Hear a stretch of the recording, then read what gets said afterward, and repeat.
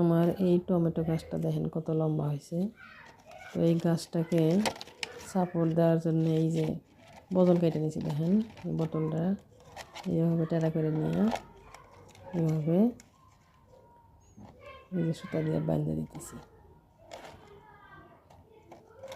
এইভাবে দুই সাইডে ফুটা করা আছে, উপরের সাইডটা আগে বাঁধে দিই।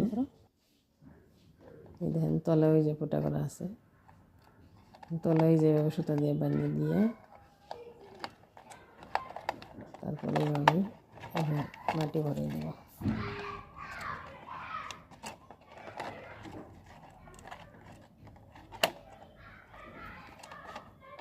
এই যে নিচের সাইডটা বান্ধা হয়ে গেছে, এখন এই যে সুতাগুলো কেটে দিই।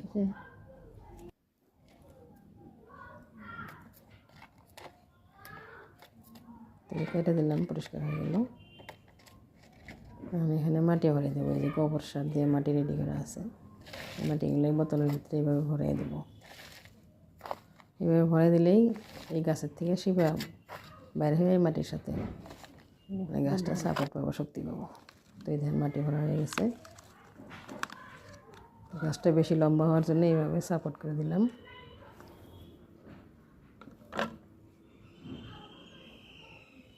এই দেখেন গাছে ফুল চলে আসছে, ফলও চলে আসছে।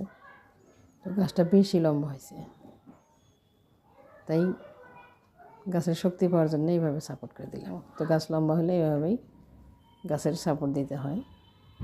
তো ভিডিওটা ভালো লাগলে লাইক, কমেন্ট আর শেয়ার করুন। আসসালামু আলাইকুম।